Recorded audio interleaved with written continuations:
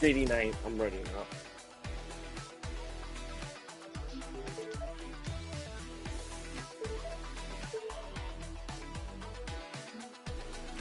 Diddy tooth mode!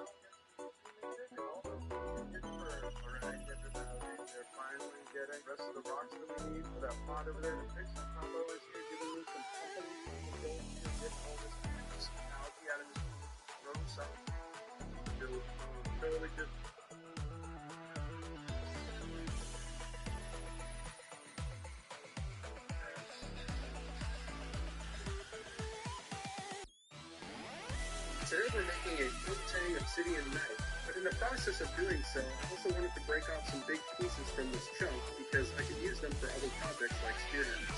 By using a big rock to break off big plates, I can ensure that I get as many usable pieces out of this stone as possible and reduce waste. Once the obsidian block wasn't so heavy and a little more manageable, I could work it on my leg, and for this, I'm using an antler baton. As I busted flakes off, there were pockets of dirt inside the stone, and it's really important to remove these. And now I don't usually wear gloves when I'm working, but a piece this big could do a lot of damage because it has a lot of weight and it's obsidian, which is super sharp. This is a lesson I've learned from previous mistakes when working big pieces of obsidian like this. The cutting edge of the knife is going to be thin, so we have to remove big thinning flakes.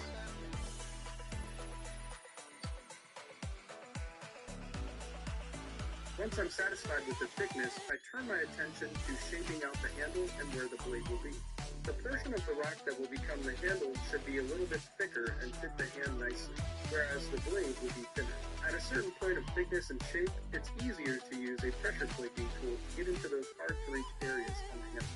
It can also be quite risky to continue hitting flakes off at this stage because it could cause the obsidian blade to snap. I used an ancient technique to sharpen the edge of the blade, and then the handle is sanded with a stone so that it fits nicely in my hand. The black obsidian blade is now complete, and with that, it's time to test out its sharpness. The knife turned out great and it's super sharp, and now I'm going to look through all the flakes to find pieces for future projects. Big dirty secret about black holes. Contrary to widespread belief, the singularity of a black hole is not really at its center. No, it's in the future of whatever crosses the horizon. Black holes warp the universe so drastically that at the event horizon, space and time switch their roles. Once you cross it, falling towards the center means going towards the future. That's why you can't escape. Stopping your fall and turning back would be just as impossible as stopping time and traveling to the past. So the singularity is actually in your future, not in front of you. And just like you can't see your own future, you won't see the singularity until you hit it. But you also can't hit something that's in your future, only sort of experience it, like you'll experience your next birthday when it happens. Singularities that are in the future are not a problem because we can't see them or interact with them. But a naked singularity would be in front of us for all of us to see. What would we see? Well, the whole point is that it's impossible to know. A singularity is a region of infinite gravity, and gravity is the bending of space-time. At a singularity, the bending is so radical that the fabric of space-time is literally broken. Space and time don't exist anymore. This means that you can't predict anything, since predicting means making a forecast about where and when something will happen. But where and when have lost their meaning. So we have an unpredictable thing with infinite gravity and therefore infinite energy. This means that anything could come out of it for no reason, from a pile of bananas to lost socks or a solar system. Predictability, causality, and physics as we know it would break down. We think that singularities should exist in nature because we can prove that under very general conditions, gravitational collapse leads to the formation of singularities. However, scientists think that nature forbids the formation of naked singularities. Something enforces the creation of an event horizon around them to prevent their insanity from infecting the rest of the universe. Without event horizons, physics may not make sense at all. So although black holes have been portrayed as the ultimate monsters of the universe, they may actually be the heroes that keep us safe from the madness of singularities. So if we do destroy that horizon, we might destroy the fundamental rules of the universe. You know what? Let's not do that. There's a big dirty secret about black holes. Might come as a shock to many people, but Ultra Instinct Goku is barely top 3 anymore in Dragon Ball Super. As of the most recent arc in Dragon Ball Super's manga, and with comments from Akira Toriyama himself, Beast Gohan is firmly above Goku in terms of raw power at least, but with him being a top 2 character undoubtedly.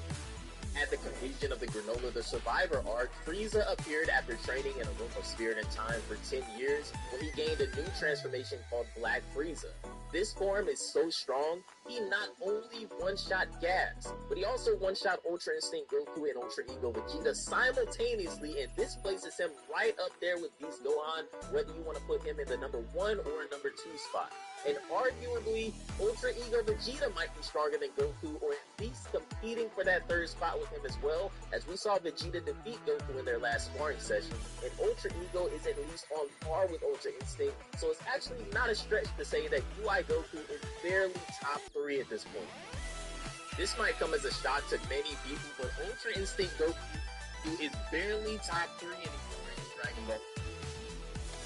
Nigga Ball Z.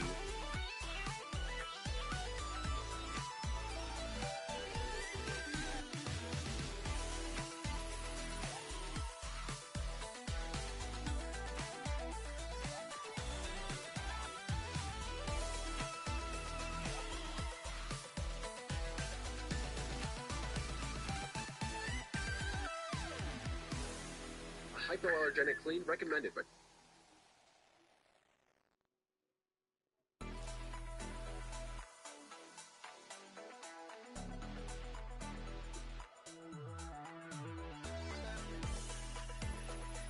hate when I can't figure something out. So a while back, I saw some people on social media making these cool spiky soldered watches. I thought it looked like a cool project, and I wanted to make one myself to add to my collection. I started by practicing creating spikes on metal sheet. It took me a while to get the hang of it, but eventually I started to get it. Then I thought, yo, I'm ready for a watch. So I buy a Casio with a red face kind of as a test run. I covered it in copper tape just to see if it helps the solder stick to the watch. Then I applied a little bit of flux and got to work. This watch actually, I think, ended up turning out okay. I was testing some things, so it wasn't the design of it. I bought 2 cheap watches on Amazon and gave those a try next. And guys, the solder can stick to these. I'm not sure what kind of metal they're made out of, but $50 down the drain. Next, I thought I needed a better quality watch, so I went back to Casio, the brand I originally started with. When I was working on the yellow one, the glass got too hot and popped off. There goes another $50. Then I worked on the new red one, and this turned out pretty nice overall. When I got to the band, I accidentally soldered all the joints together, and then this happened. I gave up that day and came back with even more watches. I tried grinding down the top coating of a couple of the cheaper ones to see if that would help the solder stick, but nope,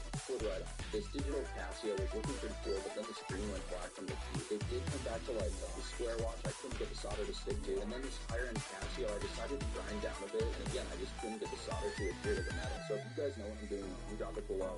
I hate when I can't figure. it's just found that time on Mars runs faster than it does on Earth. Einstein's theory of relativity tells us that for a stationary observer and one moving at some speed relative to them, time will run at different speeds between the two. This also applies for different acceleration, and it turns out gravity is a type of acceleration caused by the curvature of space-time when present on Earth. The stronger the gravitational force, the slower time ticks. We can even see this happening when comparing clocks on Earth and orbiting GPS satellites. The satellites are further away from the Earth and so experience weaker gravity. As a result, a GPS satellite's clock ticks about 38 microseconds faster every single day than a similar clock on Earth. And if we didn't set these clocks every 24 hours, it would result in a navigational error about 11 kilometers from Earth. This becomes even more complicated for a planet like Mars. Mars not only has a different size and mass than Earth, but so a different gravity, but it also experiences a gravitational force from the Sun that varies with its eccentric orbit. As the distance changes, so does the gravitational pull and the relative rate at which time passes. This is important because as we prepare to send humans to the Martian surface, human communication equipment talking to each other starts to become a major problem.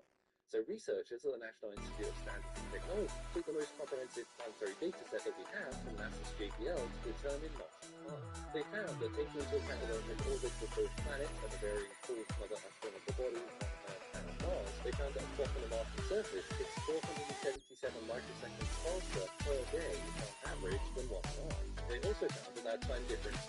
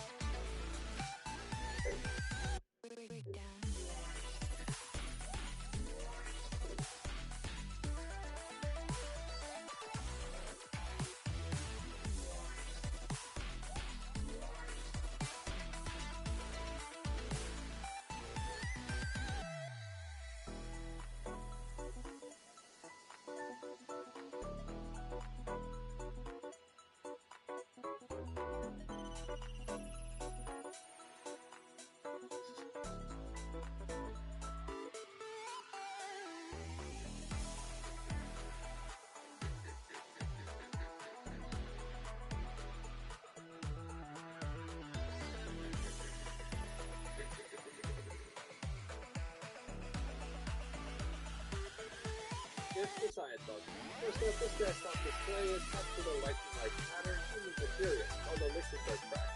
This lighting was captured by trapping a massive high-voltage charge in the material and roughly discharging it as you can see here. That makes this such a beautiful artist display. You can also capture these patterns using high voltage and insulating material like wood, which leads you to the next tool again, which is this wood burn back in art. The furniture are absolutely stunning and it definitely levels up your room. Another way to level up your room is with a poster like this, which is an image taken from the James Webb Space Telescope. Or you can use from many other scientific posters that are also cool. Are you playing Fortnite or not?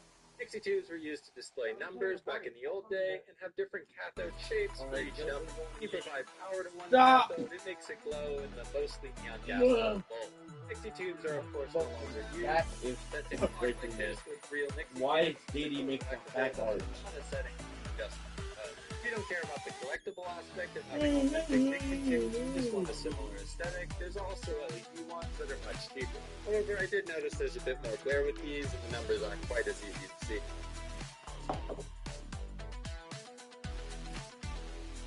Hi, Diddy. Diddy. Diddy. Diddy. Do you pedo? Or do you riz?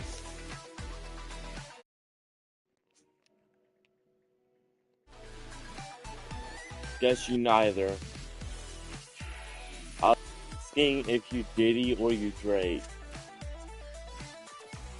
No aura?